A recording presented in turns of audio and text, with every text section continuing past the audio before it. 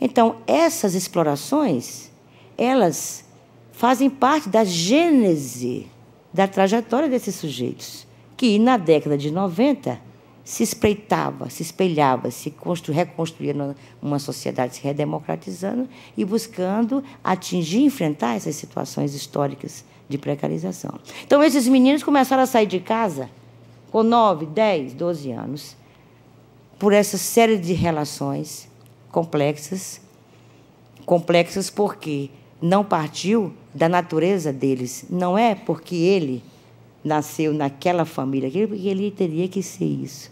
Não é? Então, não, isso é uma coisa dada, uma coisa construída, historicamente construída, e tem razões e determinações concretas para isso. Então, quando eles vão para a rua, nós fomos descobrir que a exploração sexual passa a existir na vida dele, mais uma outra exploração, outra violação, na rua.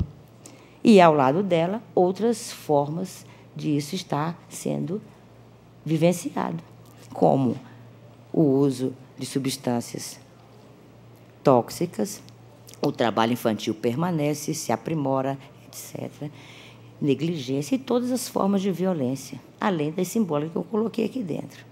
Ora, e mais, quando ele vai, essas crianças estão na rua, ou entre a rua e a casa, entre a rua, a casa e o abrigo, dá até um samba. Casa, rua e abrigo. Depois vem abrigo, rua, rua, abrigo, abrigo, rua, rua, abrigo. Essa é a política que há 16 anos esses adolescentes estão vivenciando. Sobretudo porque o que de direito era a inclusão social deles em todas as políticas públicas de forma integrada, a escola, a idade escolar deles está totalmente defasada. Saúde comprometida, saúde mental, etc, etc, etc. Então, não dá, gente, para eu estar aqui discutindo que a hegemonia é exploração sexual. A hegemonia não é exploração sexual, mas a exploração sexual é uma questão real e colocada. E que alguém nesta mesa colocou muito bem e disse que ela está associada a outras violações. Portanto, nós vamos ter que ter muito cuidado. Desde 1996 eu tenho discutido isso. Tem ano que a moda é trabalho infantil. No outro é autor de infração penal. No outro é exploração sexual. Parece que nós somos fatiados. Quer dizer, isso é política ortopédica. Como diz Boaventura de Souza Santos. Eu gostei disso, política ortopédica. Bom, mas isso não significa que nós não avançamos. Claro, até porque são questões que precisam de um nível de especialização, de compreensão diferenciado. Mas a ação não pode ser fatiada. Porque a exploração sexual, se é uma relação de trabalho explorada e precarizada, e submete criança e adolescente a uma série de situações de violações, essa não é uma questão que afeta só o trabalhador, criança, adolescente, que está no mercado do sexo. A diferença dos trabalhadores também sofrem profundas violações e precarizações. Mas o caso aqui, criança e adolescente, é crime.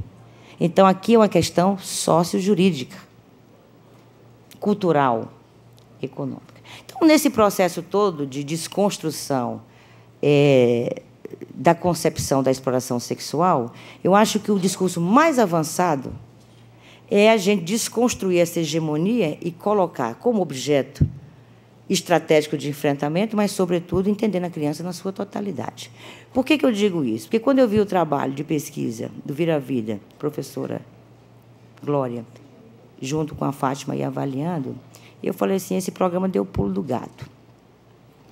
Porque, até metade de 2000, nós tínhamos uma dificuldade muito grande de reconhecer exploração sexual é trabalho.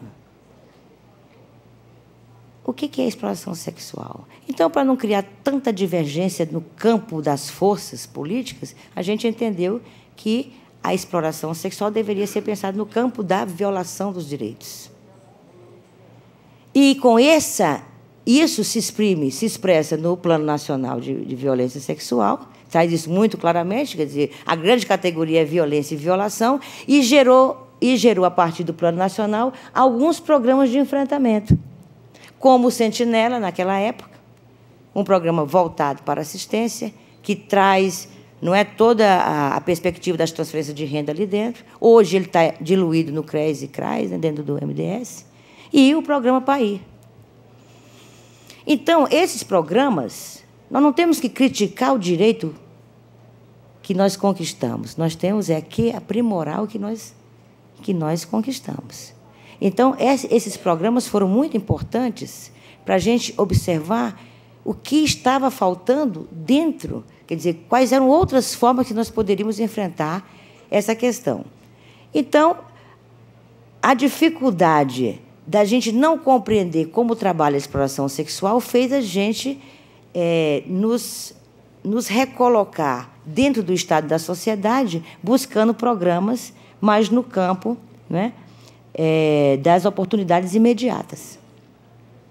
Eu acho que a política de educação e educação profissional e inclusão no mercado de trabalho foram duas políticas muito esvaziadas.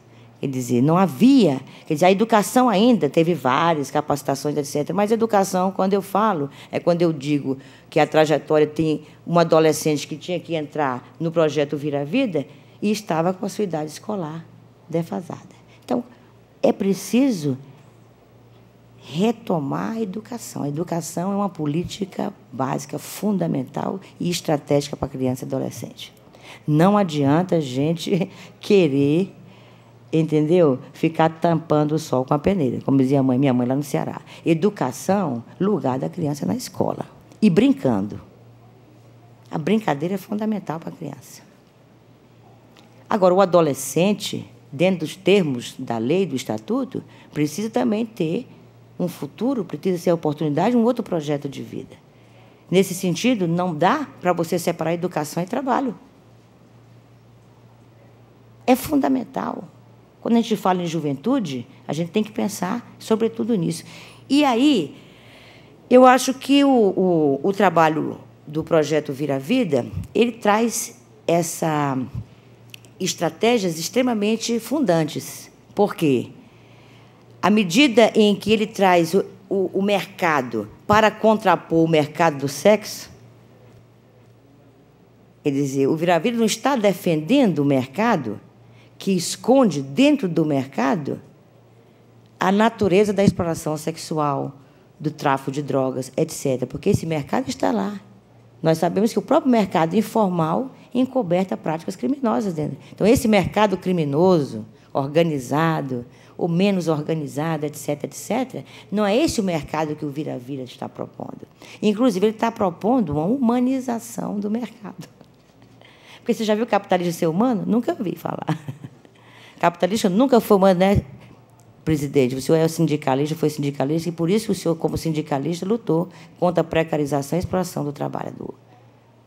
Então, o que eu quero dizer? A defesa do mercado pelo Vira Vida se traduz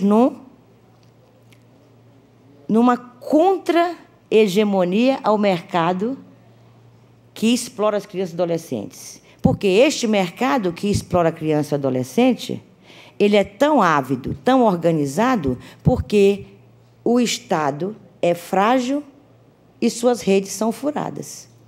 Então, quando essa criança adolescente tão resistente cai na rede do Estado, que fura, quem o segura é a rede de exploradores, seja no mercado formal, informal, etc.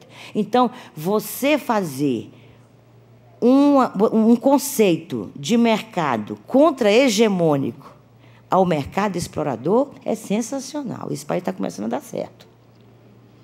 Porque uma coisa é eu criar consumidor, outra coisa é eu criar condições do trabalhador ter sua qualidade de vida garantida pelo trabalho. Não o contrário. Então, estou enrolando, gente? Está dando para entender?